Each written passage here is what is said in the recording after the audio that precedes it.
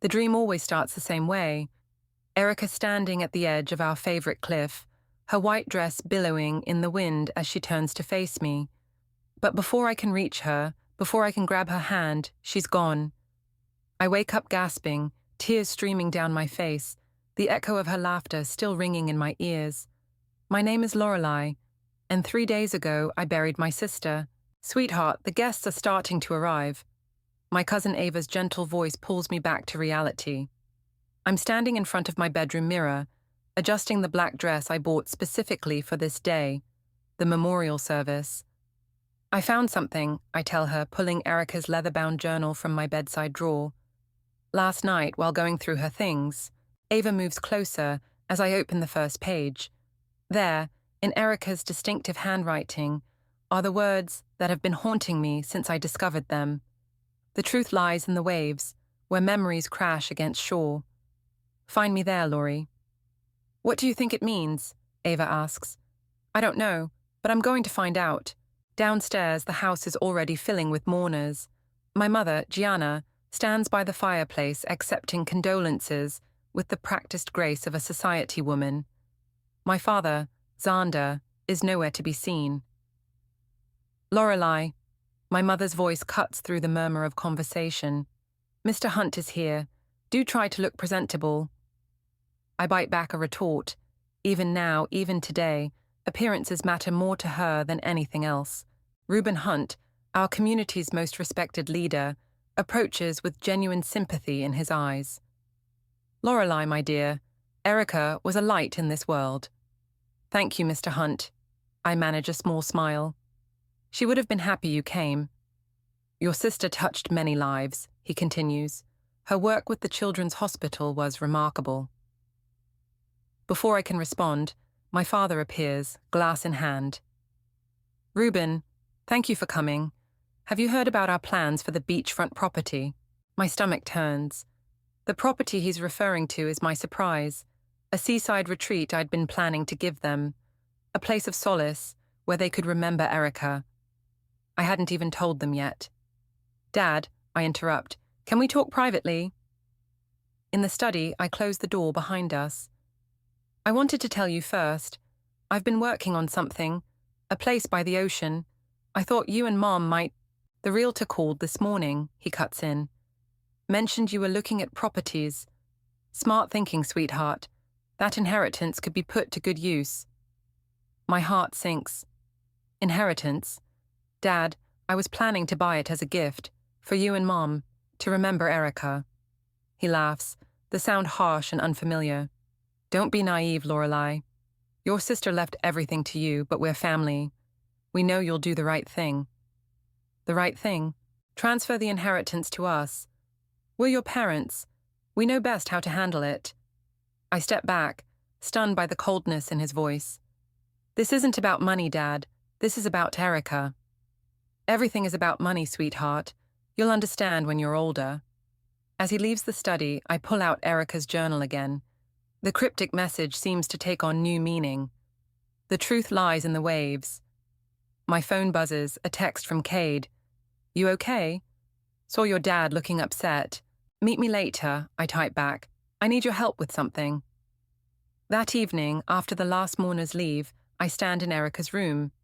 The setting sun casts long shadows across her bed, her desk, her life left frozen in time. I open her journal again, but this time I notice something else. A small key taped to the back cover. My hands shake as I remove it.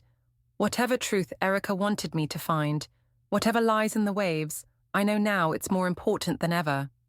Because the sister I loved, the one who always protected me, is trying to tell me something from beyond the grave. And I have a feeling our parents don't want me to hear it. As I turn to leave, my mother appears in the doorway. What are you doing in here? I clutch the journal tighter. Just remembering. She eyes the book in my hands. Your sister always was dramatic with her little secrets. Don't let them distract you from what matters. And what matters, Mom? Her smile doesn't reach her eyes. Family, of course. We're all we have left now. But as I watch her walk away, I wonder if that was a reminder or a threat. A family dinner. my mother announced the next evening, arranging flowers in a crystal vase. Just what we need to come together during this difficult time.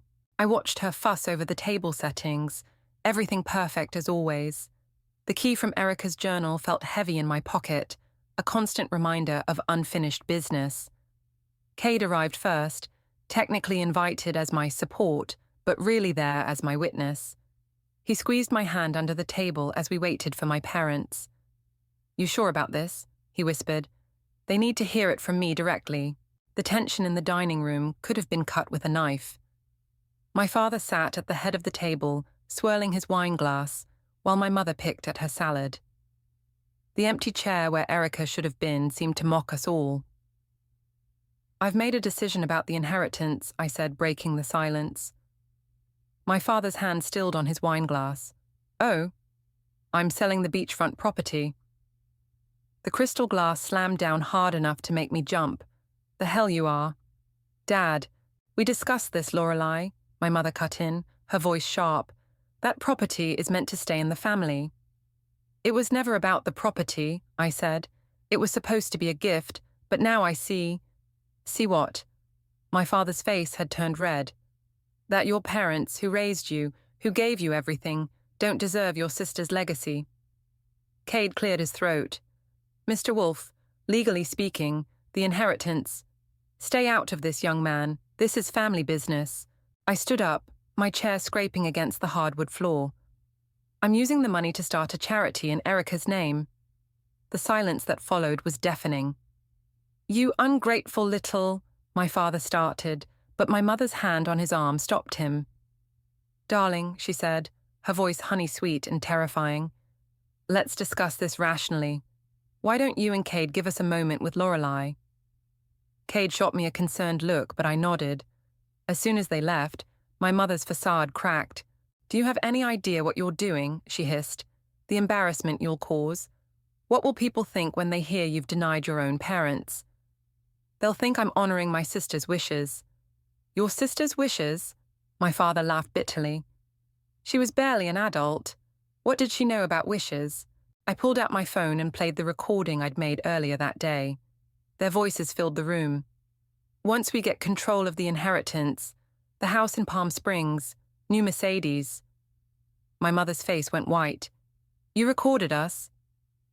"You were in the study, planning how to manipulate me, manipulate Erika's legacy." "We're your parents. And Erika was my sister." The words burst out of me. "She spent her life helping others while you two collected status symbols. She—" A crash interrupted me as my father swept the dinner plates off the table. "Enough. You want to play games? Fine, but remember who you're dealing with." "Is that a threat?" "It's a reminder," my mother said coldly. "We can make things very difficult for you." I walked to the door, hands shaking. "Cade, we're leaving." In the car, Cade finally spoke. "That was intense. You okay?" "No." I pulled out Erika's journal. "But I know what I need to do next." "That key I found? It opens a safety deposit box. The bank opens at 9 tomorrow." "Your parents won't give up easily." "I know. That's why I recorded everything tonight, and why I need you to help me with the legal paperwork for the charity. We need to move fast." My phone buzzed. A text from Ava. "Just heard from Aunt Gianna. You okay?" "Coming over now." As Cade drove, I noticed a car following us. "Take the long way to Ava's." He checked the rearview mirror. "Your father?" "Probably hired someone. He's not subtle when he's angry." We lost the tail after a few strategic turns, but the message was clear. This wasn't over. Not by a long shot. At Ava's apartment, I finally let myself break down. I knew they were materialistic, but they're acting like Erika's death is some kind of opportunity. "What was in that recording?" Ava asked. "Enough to prove they care more about social status than their own daughters. But there's more. Whatever Erika left in that safety deposit box, they're terrified I'll find it." "Then we better make sure you do," Ava said firmly. "First thing tomorrow." I nodded, clutching the key that had started all this. Whatever truth lay waiting in that box, Whatever waves Erika wanted me to find, I was ready to face it, even if it meant losing my parents in the process, because some truths are worth any price. The bank's fluorescent lights buzzed overhead as I handed my ID to the teller. Ava stood beside me, her presence keeping me steady. Box 2317, I said, placing Erika's key on the counter. The teller's eyes widened slightly. "One moment, please." She disappeared into the back office. "That's weird," Ava whispered. Before I could respond, a man in a suit approached. "Ms. Lorelei, I'm Marcus, the branch manager. There's something you should know about that safety deposit box." My stomach dropped. "What is it?" "Your parents were here yesterday, attempting to access it. They claimed it was their box." "Of course they did," I muttered. "Were they successful?" "No. Your sister's documentation was very specific. Only you can access it." The safety deposit room was cold and quiet. Marcus left us alone with the box, and my hands trembled as I inserted the key. Inside was a USB drive, a sealed envelope with "Read First" written on it, and a stack of documents. I opened the envelope. "Dear Laurie," I read aloud to Ava, "if you're reading this, something's happened to me, but more importantly, you've found the message in my journal. The waves weren't just a metaphor, check the documents. The stack revealed property deeds, bank statements, and photographs. But what caught my eye was a real estate contract for a small beach house." "Oh my God," Ava gasped. "She bought it months ago." "The retreat I was planning to give Mum and Dad. Erika beat me to it. But why keep it secret?" More papers showed regular donations to children's hospitals, environmental charities, and education funds, all made anonymously. She was building something, I realized. A foundation for change, right under their noses. My phone buzzed. A text from Cade. "Your parents just left my office. They're trying to contest the inheritance. Call me ASAP." "We need to move," Ava said. "Take everything." Back at her apartment, I plugged in the USB drive. Dozens of video files appeared, each dated over the past year. I clicked the most recent one. Erika's face filled the screen, healthy and vibrant, recorded just weeks before her death. "Hey, sis, if you're watching this, you've probably figured out what I've been doing. Mom and Dad. They're not bad people, Laurie. They're just lost, trapped in a world where appearance matters more than impact." I wiped tears from my eyes as she continued. "The beach house isn't for them. It's for the foundation I've been planning. A place where kids from the hospital can spend time by the ocean, away from their treatments, where families can heal together." Ava squeezed my hand as Erika's voice cracked with emotion. "I need you to finish what I started, Laurie. The paperwork's all there, and I need you to help Mom and Dad see what really matters. Not by fighting them, but by showing them a better way." The video ended, and I sat in stunned silence. "She knew," I whispered. "She knew they'd tried to take control." "What are you going to do?" My phone rang.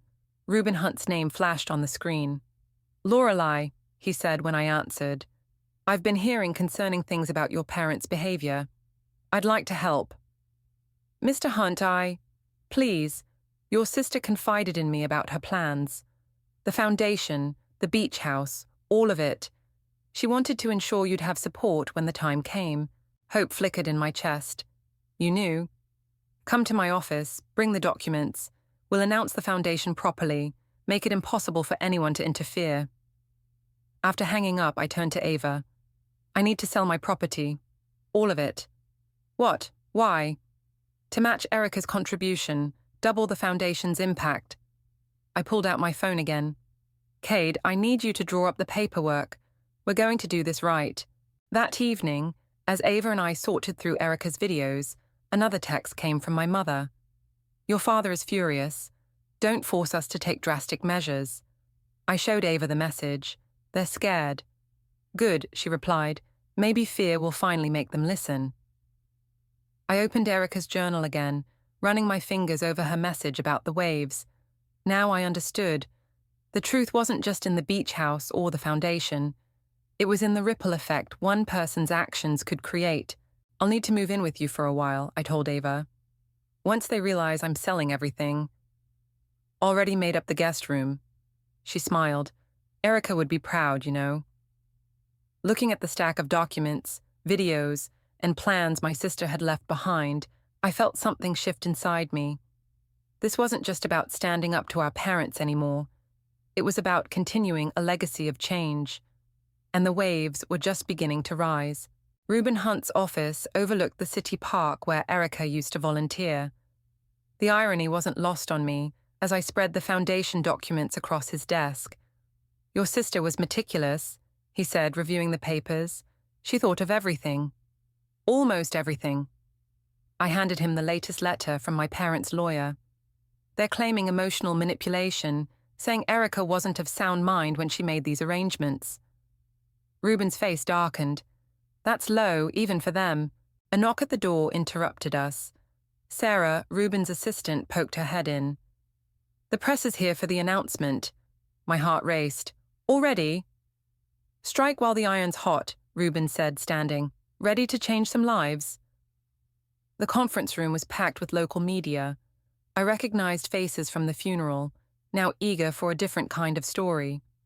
Cade stood at the back, giving me a thumbs up. Reuben stepped up to the microphone. Ladies and gentlemen, thank you for coming. Today, we're announcing the establishment of the Erika Memorial Foundation, dedicated to providing seaside retreats for children battling serious illnesses and their families.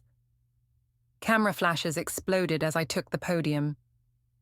My sister believed in the healing power of the ocean, I began, my voice stronger than I felt. The door burst open. My father stormed in, mother close behind. This is a publicity stunt, he announced to the room. My daughter is using her sister's death for attention. The reporters turned their cameras, scenting blood in the water. Mr. Wolfe, Reuben stepped in smoothly. This is a private event. Private? Like how my daughter privately conspired to steal her sister's legacy. Dad, stop! My voice cracked. You're embarrassing yourself. We're embarrassing ourselves. My mother's laugh was brittle. You're the one airing family business to the media. I pulled out my phone, clicked play, and held it to the microphone. Their voices filled the room.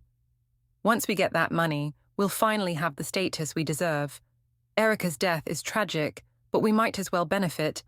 The color drained from their faces. Security, Reuben called calmly. As they were escorted out, I turned back to the reporters. My sister left detailed plans for this foundation. Every document, every intention, every dream she had for helping others. It's all here. And I'm not just honoring her wishes, I'm doubling them. The announcement of my matching contribution sent whispers through the crowd. Questions flew. How will families be selected? When does the program start? What do you say to your parents' accusations? I answered each one, Erika's voice guide in my head. After the press conference, Cade pulled me aside. You did good, he said, but there's something else you need to see. In his office, he pulled out a weathered envelope. Found this while reviewing Erika's legal documents. It's from 3 years ago. Inside was a letter, written in my father's handwriting. Erika, you will cease this foolish charity work immediately. Your mother and I have a reputation to maintain. If you continue, we'll be forced to take action. Remember who pays your tuition. My hands shook. They tried to stop her even then. Keep reading. Below my father's threat was Erika's response. Dear Dad, I've withdrawn from college. My trust fund is now dedicated to helping others. You can't stop what you can't control. Love always, Erika. She never told me, I whispered, because she was protecting you. But now... My phone buzzed. A text from an unknown number. Your sister kept other secrets. Meet me at the beach house tomorrow. Alone. I showed Cade the message. Could be a trap. Could be answers, he countered. Take Ava with you, but keep her at a distance. That night, back at Ava's apartment, I watched more of Erika's videos. In one, she sat on the beach, waves crashing behind her. The funny thing about waves, Laurie, she said, is that they never stop coming, like truth, like karma. You can build walls against them, but they'll find a way through. Mom and Dad built walls of money and status, but the tide is turning. Help them see that before it's too late. Ava found me crying on the couch. Hey, what's wrong? I showed her the mysterious text. What if there's more? What if this is bigger than we thought? Then we face it together. She grabbed her keys. First light tomorrow, we head to the beach house. Time to find out what other secrets the waves are hiding. Looking out the window at the city lights, I thought about walls and waves, about secrets and truth. Whatever waited at the beach house, I was ready. Because Erika was right. You can't stop what you can't control. And the tide was definitely turning. Dawn painted the beach house in shades of pink and gold as Ava parked her car a block away. I'll be right here, she said, squeezing my hand. One text and I'm calling the police. The house stood quiet, waves lapping at the shore behind it. As I approached the front door, a figure emerged from the shadows of the porch. Maria? I stopped short, recognizing the woman who used to clean our family home. What are you doing here? She looked older than I remembered, worry lines creasing her face. Your sister trusted me with something, Mija. Come inside. The interior was exactly as Erika had left it, half-furnished, full of potential. Maria led me to the kitchen table where a laptop sat waiting. I was more than just your housekeeper, she said, opening the computer. I helped Erika gather evidence. The screen filled with emails, bank statements, and photographs. My parents' names jumped out repeatedly, alongside words like embezzlement and fraud. I don't understand, I whispered. Your father's company, the charitable foundation he ran. It was all a front. They were stealing from their own donors. My hands trembled as I scrolled through the documents. Erika knew. She discovered it by accident. That's why she started her own secret charity work, to try to make up for their sins. Maria's voice cracked. When they found out she was investigating, are you saying they... I couldn't finish the sentence. No, Maria rushed to clarify. But the stress, the threats, the constant pressure, it wore her down. The accident wasn't an accident. She was distracted, upset after a confrontation with them. The road was wet. My phone buzzed, a text from my father. Where are you? We need to talk. They're still stealing, Maria continued, pulling out more recent documents, using their social connections to run the same scheme through different channels. Why didn't you go to the police? Your sister wanted to give them a chance to make it right. She believed they could change. Maria handed me a USB drive. Everything's here. What you do with it is your choice. Another text buzzed through. Your mother is hysterical. Come home now. I looked at Maria. Did they know you were helping her? No, to them I was just the help. Invisible. She smiled sadly. That's what made me perfect for gathering evidence. My phone rang. Ava. 2 black SUVs just pulled up at the end of the street, looking pretty suspicious. Time to go, I said, pocketing the USB drive. Maria, you should... But she was already heading for the back door. There's a service road behind the house. Go. Be careful, Mija. They're desperate now. I slipped out the side door just as car doors slammed in the front. Keeping low, I made my way through the beach grass until I reached Ava's car. Drive, I gasped, jumping in. In the rearview mirror, I saw my father emerge from one of the SUVs, his face twisted with rage. What happened in there? Ava asked as we sped away. Everything we need to stop them. But first, we need to go public, like right now. I called Cade, putting him on speaker. How fast can you set up a press conference? What's going on? I have proof, not just of their attempts to steal Erika's inheritance, but of years of fraud. They've been stealing from charities, Cade. Their whole social standing is built on stolen money. Silence on the line, then. Give me 2 hours. Ruben's office again. Perfect. And Cade, they're following us. Head to my office. Take the back entrance. I'll have security waiting. As Ava navigated through traffic, my phone exploded with messages from my parents. "You're making a terrible mistake. Think about what you're doing to this family. We can explain everything." I texted back one line. The waves always reach the shore. In Cade's office, I connected Maria's USB drive to his computer. The evidence was overwhelming. Years of systematic fraud, all hidden behind a veneer of social philanthropy. "This is bigger than we thought," Cade said, reviewing the files. "These donations they stole, there are names here that could shake the whole city." My phone buzzed one final time. My mother. "Whatever you think you know, remember, we're still your parents." I thought of Erika, of her belief in redemption, of her hope that they could change. Then I thought of her final days, burdened by their secrets and threats. "Send everything to the press," I told Cade. "All of it. Sometimes the only way to save someone is to let them fall."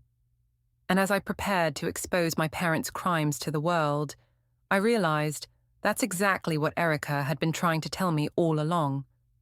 The waves were finally breaking shore, and nothing could hold them back. The headlines exploded across every local news outlet. Prominent socialites accused of massive charity fraud. My parents' faces stared back at me from every screen, their carefully crafted image crumbling in real time. "You need to eat something," Ava insisted, pushing a plate of toast across the kitchen counter. I shook my head, watching my phone light up with another call. The 10th from my mother in the last hour. The news had broken just yesterday, and already their world was imploding. "Ms. Lorelei?" Sarah, Ruben's assistant, appeared in Ava's doorway. "There's someone here you need to meet." A tall woman in a crisp suit followed her in. "I'm Detective Torres.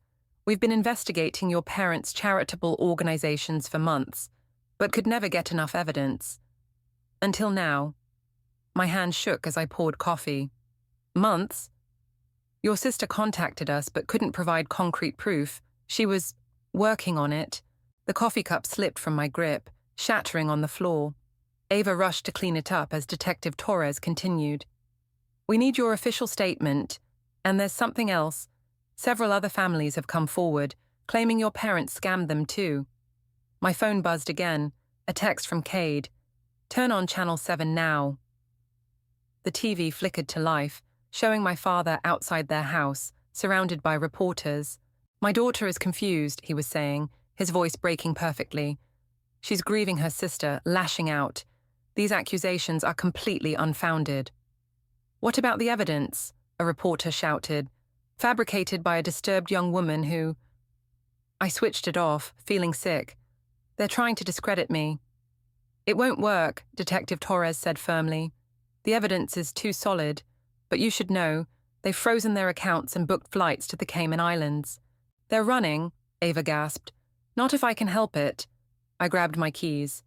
"I need to see them, one last time." "That's not advisable," Detective Torres warned. "I'll go with her," Ava insisted. The drive to my parents' house felt surreal. Police cars were parked outside, and reporters swarmed the lawn. My mother spotted me first as I approached the door. "Lorelei," she rushed forward, grabbing my arm. "Darling, we can fix this. Just tell them you were mistaken. Like you mistook charity donations for your personal piggy bank." My father emerged from his study. "Inside, now." In the familiar living room, everything looked exactly the same. Expensive, pristine, hollow. "Why?" I demanded. "You had everything. Why steal from people who needed help?" "We did help people," my mother snapped. "We gave them hope, showed them what success looks like." "By stealing their money? You don't understand what it takes to maintain our position," my father growled. "The expectations, the pressure. Erika understood. That's why she fought you." His face darkened. "Your sister was naive. She was better than both of you." I pulled out my phone, showing them the video I'd prepared. "This goes live in an hour. Erika explaining everything she discovered. Every lie, every theft, every threat you made." My mother sank onto the sofa. "You wouldn't, unless you turn yourselves in. Face what you've done." "Or what?" My father stepped closer. You'll destroy this family. You did that yourself. I'm just exposing the truth. A commotion outside drew us to the window. More police cars had arrived. Detective Torres stood on the lawn, phone to her ear. Last chance, I said quietly. Do the right thing. For once. My father's shoulders slumped. For the first time, I saw him as he really was. Small, scared, ordinary. Gianna, he said to my mother, it's over. She began to cry as the police entered the house. I watched them lead my parents away, past the cameras and shocked neighbors. Back at Ava's that night, Cade brought unexpected news. The foundation's website crashed. Too many donations coming in at once. What? He showed me his laptop. Messages flooded the foundation's social media. Your courage inspired me to donate. Turning pain into purpose, amazing. Erika would be proud. People are calling you a hero, Ava said softly. I thought of Erika's words about waves and truth. I'm not a hero. I just finished what my sister started. My phone lit up with a new message from Maria. Check the beach house, back patio, under the loose board. One last gift from Erika. I looked at Ava and Cade. Want to take a drive? Because even now, even after everything, the waves weren't done revealing their secrets. And somewhere, I knew Erika was watching, as the tide of truth washed everything clean. The loose board on the beach house patio came up easily, revealing a waterproof container beneath. My hands trembled as I lifted it out, Ava and Cade watching intently over my shoulders. Open it, Ava whispered. Inside was a letter, a small velvet pouch, and a worn leather diary, different from the one I'd found before. The letter was dated just 2 weeks before Erika's death. Dear Laurie, I read aloud, my voice catching. If you're reading this, then everything has come to light. But there's one more truth you need to know. A car door slammed nearby. We all jumped. It's okay, Cade said, peering around the corner. It's Ruben. The community leader approached, looking grave. I got your message. Is that what I think it is? You knew about this too? He nodded. Erika made me promise to be here when you found it. Keep reading. I turned back to the letter. The diary belongs to Mom. I found it hidden in their vacation house last year. Read it, then opened the pouch. And Laurie, remember that even the darkest truths can lead to light. With shaking hands, I opened the diary. The first entry was dated 25 years ago. Oh my God, I breathed, scanning the pages. Mom, she was just like Erika. What do you mean? Ava asked. She used to run a homeless shelter, spent all her time helping others. But then she met Dad and... Keep going, Ruben encouraged softly. The diary entries tracked my mother's transformation, from passionate activist to society wife. The final entry was heartbreaking. Today I locked away the last piece of my old life, the necklace from the shelter kids. Xander says appearances matter more than memories. Maybe he's right. Maybe this is who I need to be now. I opened the velvet pouch. A simple silver necklace fell out, engraved with the words, "Hope gives life." Your mother wore that every day at the shelter, Ruben said quietly. The children saved up to buy it for her. You knew her then? He nodded. I was one of those children. She changed my life. That's why I had to help Erika when she came to me. I saw your mother in her, the same passion for helping others. My phone buzzed, a message from Detective Torres. Your parents want to see you. They're ready to confess everything. There's more, Cade said, pulling up a news article on his phone. Your father's former business partners are all turning themselves in. The whole fraud network is unraveling. Ava picked up the necklace. Are you going to show this to your mum? I have to. I stood up. But first, we need to do something else. 2 hours later, we stood in the beach house's main room, now transformed with simple furniture and children's artwork. The first families from the hospital program would arrive next week. This is exactly how Erika imagined it, Ruben said, looking around. My phone buzzed again. An email this time. The subject line made my heart stop. Scheduled email delivery from Erika Wolf. She set this to send automatically, I realized, opening it. A video began to play. Erika sat on this very beach, waves crashing behind her. Hey sis, if you're watching this, everything has happened as I hoped. The truth is out, the foundation is running, and you found Mom's diary. But here's the real secret. This was never about exposing our parents' crimes. It was about saving them. Tears streamed down my face as she continued. Mom lost herself trying to be someone else. Dad forgot what really matters. But it's not too late. The necklace, the diary, the evidence, they're not weapons, they're keys. Keys to unlock who they used to be. I looked at the others. I need to go to the police station. At the station, my parents sat in separate interview rooms. I went to my mother first, placing the necklace on the table between us. She gasped, hands covering her mouth. Where did you... Erika found it. She found everything, Mom, including who you used to be. I was so young then, she whispered, touching the necklace. So naive. You were real, and you can be again. Her shoulders began to shake with sobs. For the first time in years, I saw my real mother emerging from behind the perfect facade. My father was next. I showed him the diary, the shelter photos, the woman he'd made my mother bury. I thought I was helping her, he said quietly, giving her a better life. You can still make things right. Both of you can. As I left the station, the sun was setting over the ocean. My phone lit up with another message from an unknown number. Thank you for saving our mom. Love, E. I smiled through my tears, watching the waves roll in. Some secrets are meant to heal, not hurt. And sometimes the truth sets everyone free. The morning sun streamed through the beach house windows as I arranged fresh flowers in the common room. Behind me, excited chatter and children's laughter filled the air.